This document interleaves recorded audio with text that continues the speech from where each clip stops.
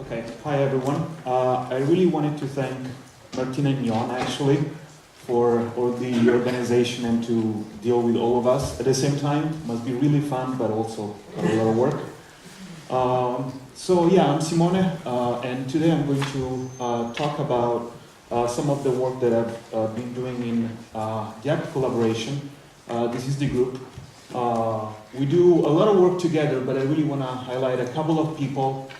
Namely John Sievers and Sigurd Ness, the other two mappers in our collaboration. Then we have Steve Choi and Thibault Louis, that are the power spectrum masters. We have Armenia for foregrounds and parameters, and Matthew Hasselfield and Loic that take care of data quality. And so I work with these guys quite a lot, and some of the results in this presentation are actually also their contribution. And so, for the non-expert in the audience that don't really deal with data every day, map making is sort of that dark place in the CMB community where you connect the instrument, so great data coming from really sensitive bolometers, to the cosmology that gives you spectra, parameters, and tensions. So if you get exciting tensions, that's because you get great maps. And that's what I wanted to describe today, and I'll tell you how we transform our data from the telescope into unbiased maximum likelihood maps. I tried to convince you that we know how to control systematics in the map maker, and Russ said something about it. I think this is really important to do at this level. Thus producing high fidelity maps for us in the team, as well as the community, because we do share our maps. And also I wanted to show you that we have fairly big maps, but now they became huge.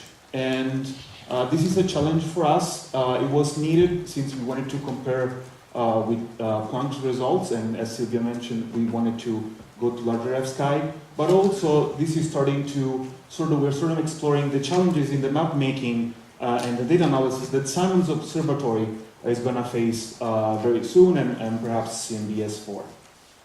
So what's ACT? More drawn Venus. This is not Mars, it's actually the Atacama Desert. And here is the ACT site. Here you see the telescope with the ground screen. It's a 12-meter tall ground screen, and inside we have the Atacama Cosmology Telescope.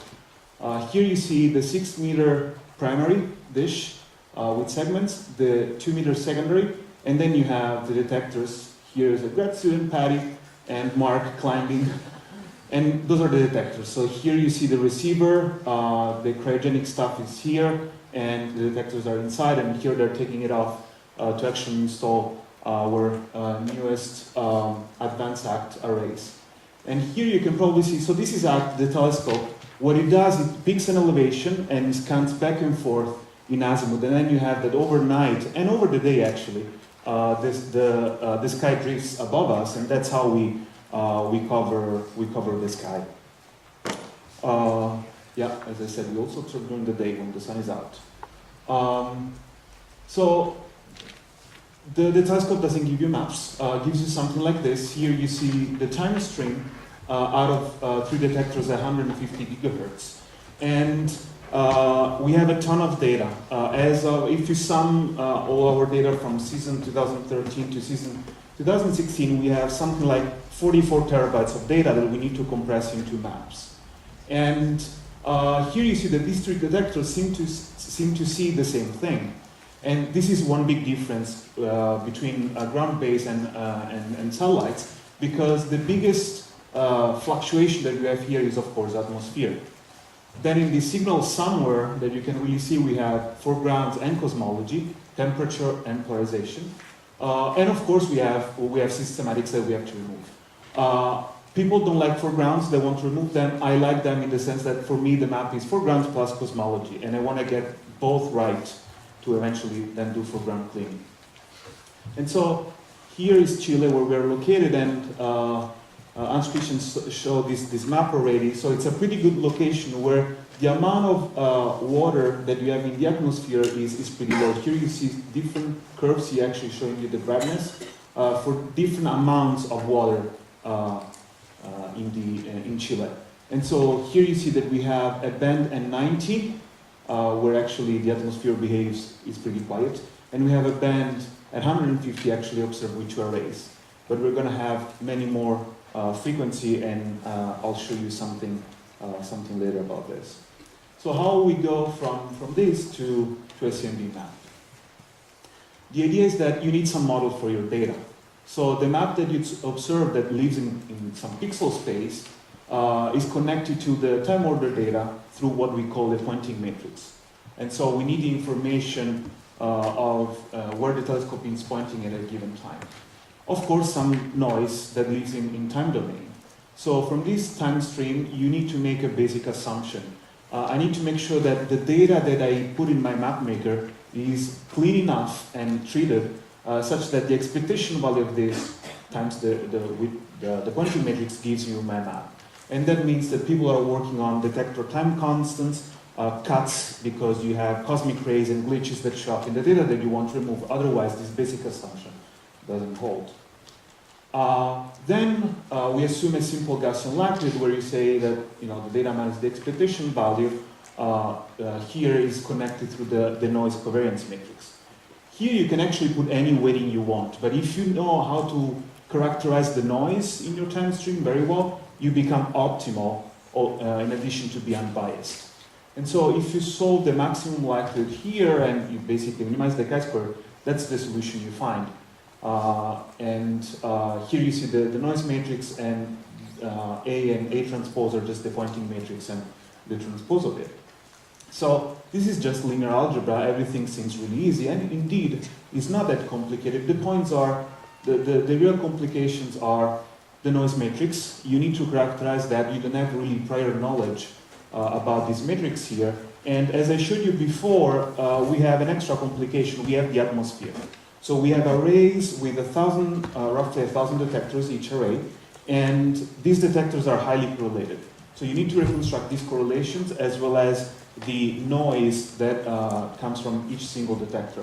And if you do this job very well, you can get the minimum variance, so low noise curves in your maps. And here you see an example in temperature where you have a ton of atmosphere, and here actually you see our white patch. And you notice that the second array, what we call PA2, got much better than PA1, but the atmosphere really doesn't change here. You can put 1 million detectors, but they're not independent. So you really wanted to integrate down to send this down if you want a deep patch. And here is the depolarization.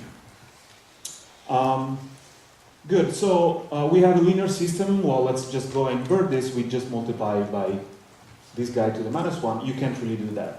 Why? Well, those are the numbers that we have. We treat the data in single chunks of 10 minutes, and that corresponds to roughly 10 to the 5 samples.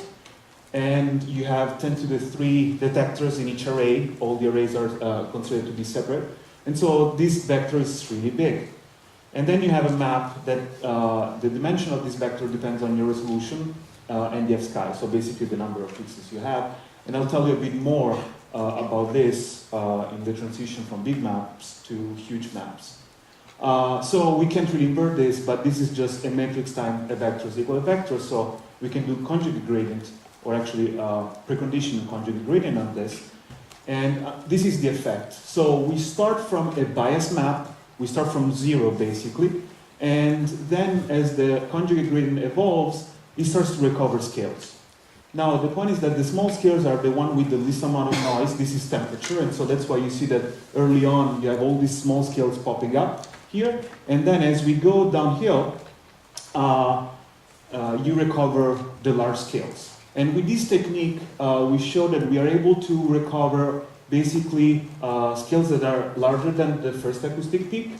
And we can basically take spectra between L of 100 to 9,000. And this seems to be a high number, but we really need it for our analysis. I promised you that we make unbiased maps, and that is true at most of the scales. We do have some filtering now that is implemented in the map maker that is not meant to be maximum likelihood, although we are working on this because we wanted to make this transfer function equals to 1 at and even at larger scales. But for now, if you take our maps, actually you take we split the data in 4, and you take 2 of those, and you take Fourier transform of one, Fourier transform of the other, and multiply together, you get an unbiased estimate of the CMB power spectrum. You don't need to know anything else, pretty much.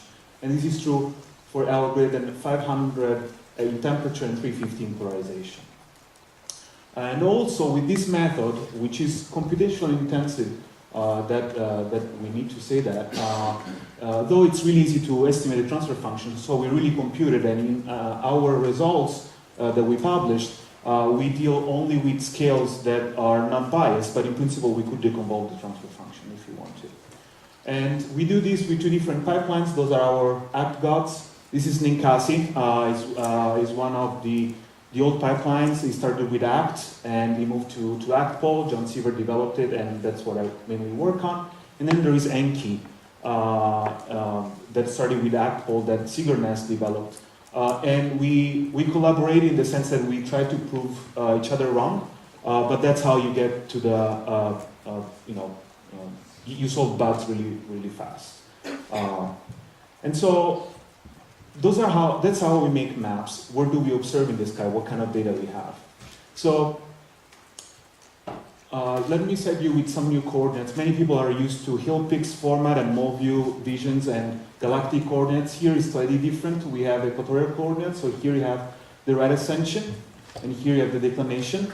And those are in equatorial coordinates. And here you see the galaxy. This is a 353 gigahertz map from Planck in that. This is what we're observing in season 1, in day and the night. We went really deep, roughly 10 nuclear arc minute in the deepest patch.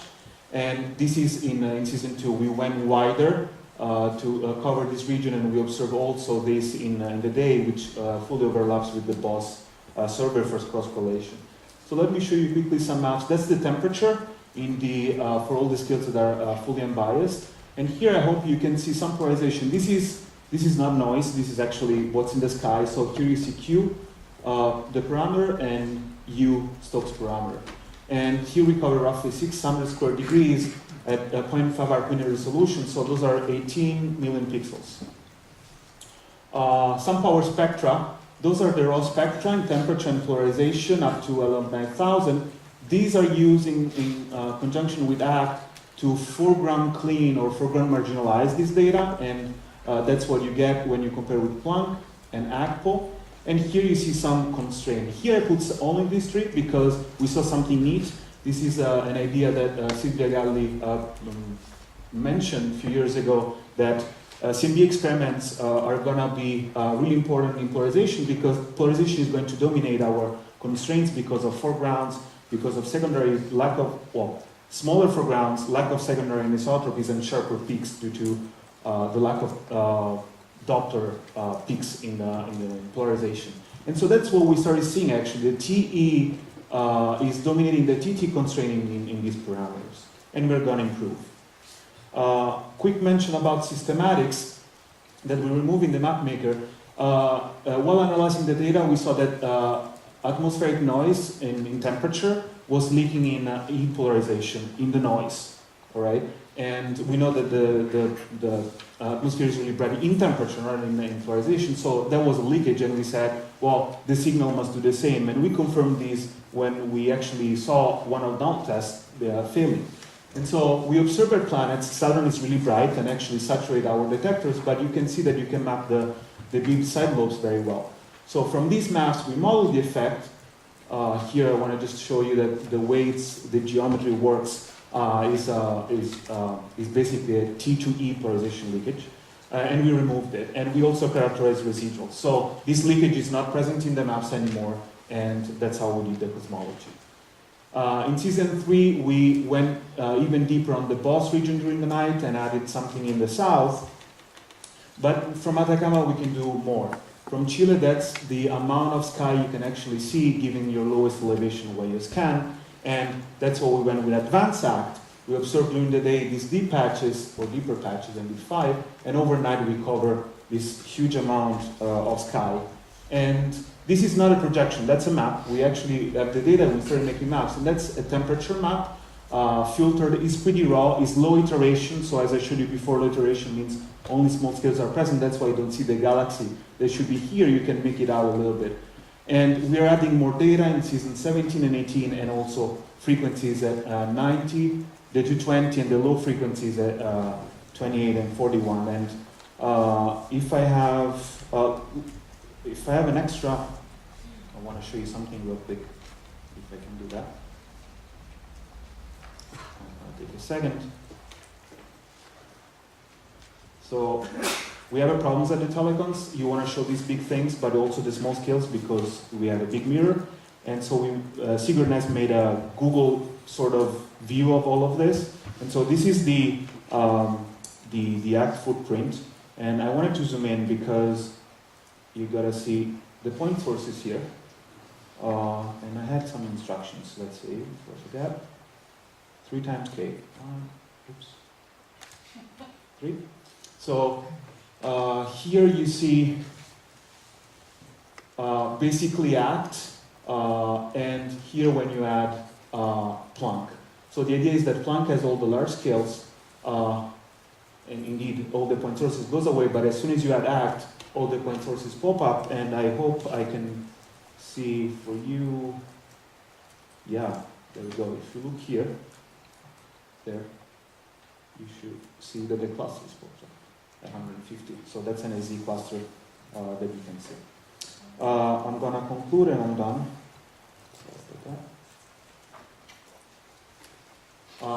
So what's the conclusion? We have 2 independent pipelines to map our data. We make unbiased maps and are unbiased on these scales. And the systematics are treated in the map maker. And why that is nice? Well, these maps are easy to interpret, to work with. For us, we did in collaboration, but also great to share with the community. And this is what WMAP and Planck want to do. You can cross-correlate our maps with Planck with your pipeline. You don't really need to know anything about that. And they're online, so if you're sick of Facebook, just go on Lambda and download the maps and you can work with those. We now cover 18,000 square degrees. That means 500 million pixels. So we went from 18 million to 500 million pixels. And with half of the sky, we hope to do a non-trivial cross-check of Planck's result. As Silvia said, this is probably not a Planck versus other probes problem. This is a CMB versus others, and we can say something about it, perhaps confirm it. But we also want to probe the small scale foreground that might be of interest, especially for lensing, where we don't really know if the foregrounds are non-Gaussian on high and low frequency. You do a lot of neutrino science, clusters TZ and KZ, and also, while we work on ACT data, we're actually exploring stuff for SO and CMBS4 in terms of analysis and deal with memory issues even. We just need to scale the number of detectors up, but we know how to map half of this kind of resolution. Thank you.